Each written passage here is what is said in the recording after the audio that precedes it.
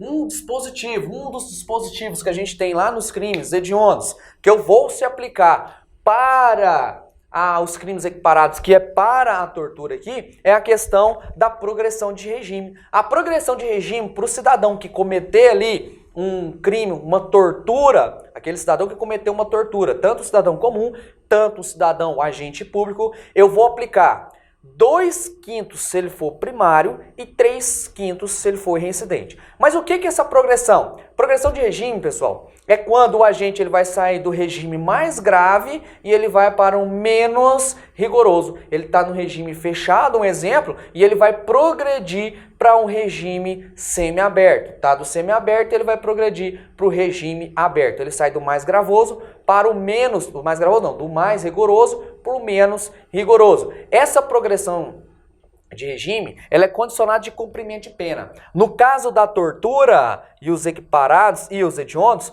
o cidadão ele tem que cumprir 2/5 da pena dele, 2/5. Geralmente eu divido por 2, multiplico por 2 e divido por 5 para dar essa progressão de regime. Se for primário, 2/5. Se ele for reincidente, ele tem que cumprir 3/5 da pena aplicada, a pena combinada para ele pela a tortura. Tranquilão? Aí é o seguinte,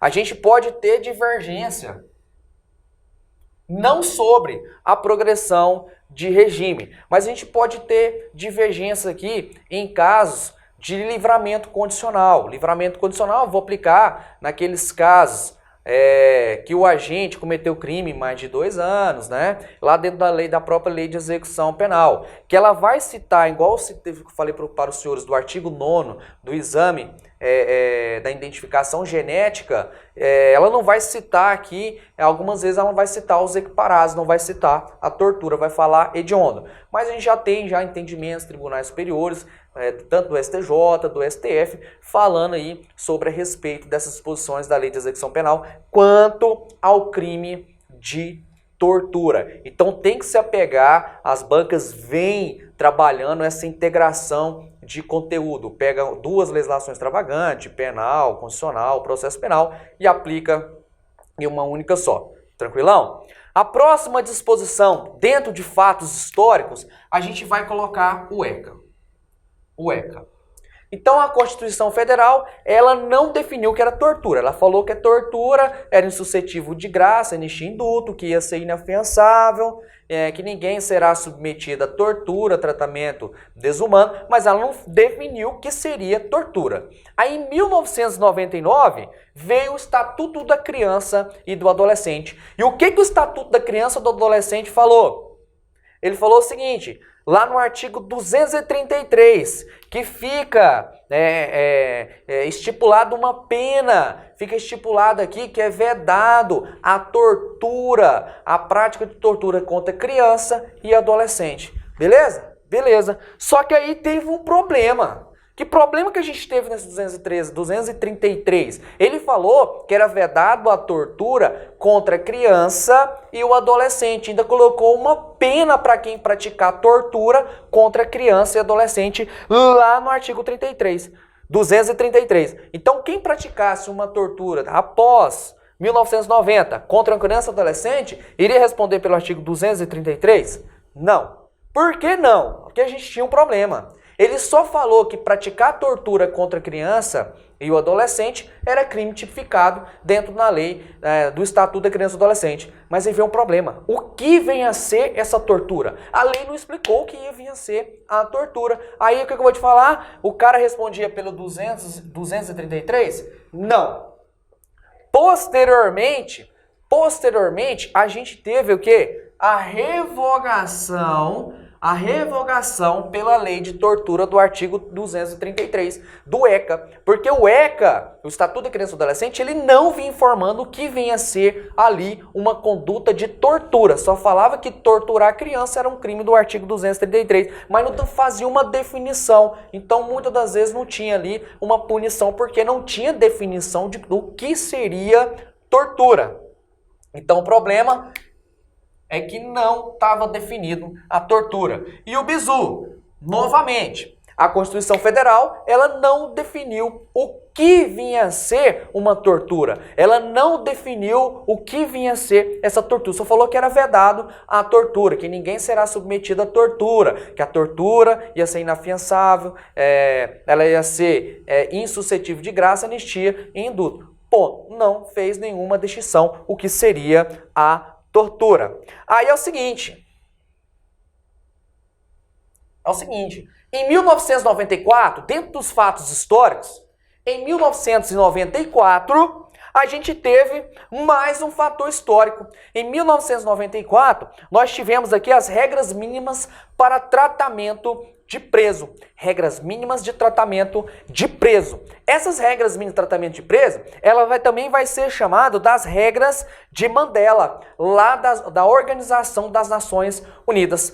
Essa disposição de regras de Mandela da Organização das Nações Unidas de 1994 foi ratificada pela resolução número 14 do Conselho Nacional Penitenciário, pelo Conselho Nacional Penitenciário, que está lá na Lei de Execução Penal. Então, o Conselho Nacional de Políticas Públicas, dentro da Lei de Execução Penal, ela adotou essa resolução número 14 de 1994, que vai falar das regras mínimas para o tratamento de preso. Ela é conhecida como aqui, ó, as regras de Mandela, da Organização das Nações Unidas. Só para você ter uma ideia, é vedado cela escura pela Lei de Execução Penal. É vedado. Então não pode ter cela escura, não pode ter punições coletivas. Eu dar uma punição para uma determinada área, ala, uma determinadas celas, igual semiaberto, eu posso ter celas coletivas. E eu vou lá e vou dar uma punição para todo mundo que está dentro daquela cela. Não pode. Aqui, nas regras mínimas para o tratamento de preso, tem essa previsão. E a Lei de Execução Penal, ela fez o quê? Um Ctrl+C. Ela copiou essas normas. Aí o que você tem que ver? Lá na Lei de Execução Penal, ela fala que é vedado cela escura. Tranquilo? E a cela clara, totalmente clara.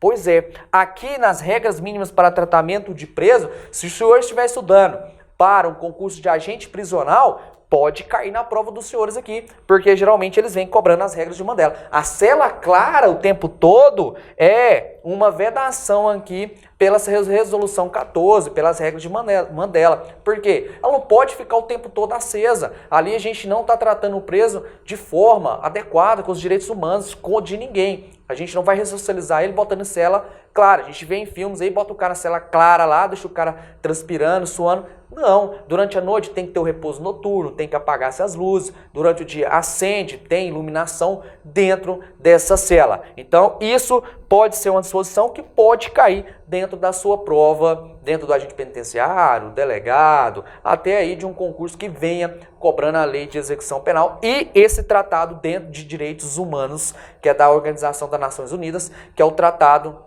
as regras de Mandela. Tranquilo? Último fato histórico para a gente finalizar esse primeiro bloco aqui. Em 1997 foi-se ratificado, foi criado a Lei de Tortura. Aí em 97 para cá, a partir de 97, aí sim foi definido o que seria uma tortura. Como seria praticado uma tortura? Aí sim eu poderia ter ali eu tenho uma previsão legal. Agora sim eu tenho uma legislação. Então, quando se criou a nossa Constituição de 1988, não tinha nenhum tipo de punição. Ela tinha a previsão da tortura, mas ela não definia a tortura. A tortura ela foi definida somente a partir da Lei 9.455 de 1997. Vamos pegar um café agora, vamos pegar um intervalozinho e a gente volta no próximo bloco dentro das disposições da nossa lei de tortura. Aí é o seguinte, eu vou passar um esquema aqui no quadro para ficar mais fácil para o senhor estudar para a sua prova. Tranquilo? Até mais e espero o senhor entrar aqui com garra, tá bom?